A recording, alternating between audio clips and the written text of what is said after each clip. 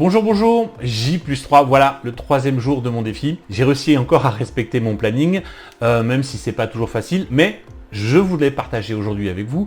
Je me suis rendu compte que j'ai des petites astuces qui sont venues naturellement chez moi. Les petites astuces que j'utilise couramment, ce sont les raccourcis clavier. Donc ma position quand je travaille sur un PC, c'est d'avoir la main gauche sur le clavier et la main droite sur la souris pour pouvoir me balader rapidement.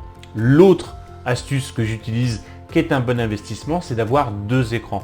Donc quand vous avez des applications, vous pouvez mettre une application sur l'écran de droite et une autre application sur l'écran de gauche et pouvoir comme ça se balader directement d'une application à l'autre assez facilement. Donc les raccourcis, il y en a plein, des touches raccourcis.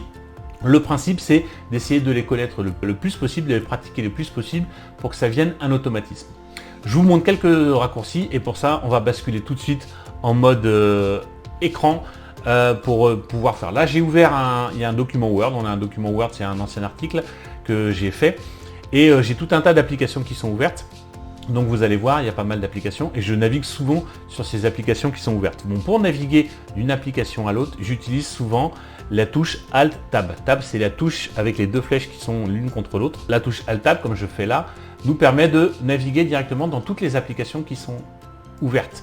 Donc ce qui est intéressant dans cette application-là, c'est qu'il prend en compte le premier Alt-Tab, la dernière application que vous avez utilisée. Donc si j'ai deux Word, là typiquement j'ai un Word ici et un Word là, et que je me mets sur le deuxième Word, dès que je fais une seule fois Alt-Tab, je navigue d'un Word à l'autre. Si je mets maintenant l'explorateur Windows, ben, automatiquement, hop, il va venir du Word au Windows directement parce que ce sont les deux dernières applications que j'ai utilisées. Et si je veux me balader plus loin et revenir sur le Word, j'y vais directement. Donc le Alt-Tab, je m'en sers quotidiennement.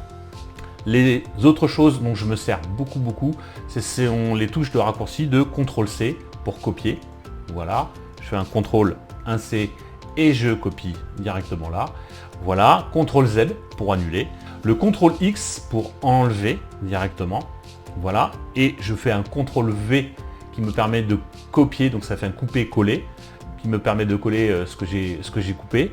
Alors, dans tous les logiciels, vous avez des raccourcis. Tout le monde les connaît, mais je m'aperçois que très peu les utilisent. C'est très important, utilisez le maximum de raccourcis dans vos applications pour gagner du temps. N'hésitez pas à me poser des questions, j'espère que ça vous a plu. Dites-moi si vous aussi, vous utilisez ces petites astuces, des touches de raccourcis.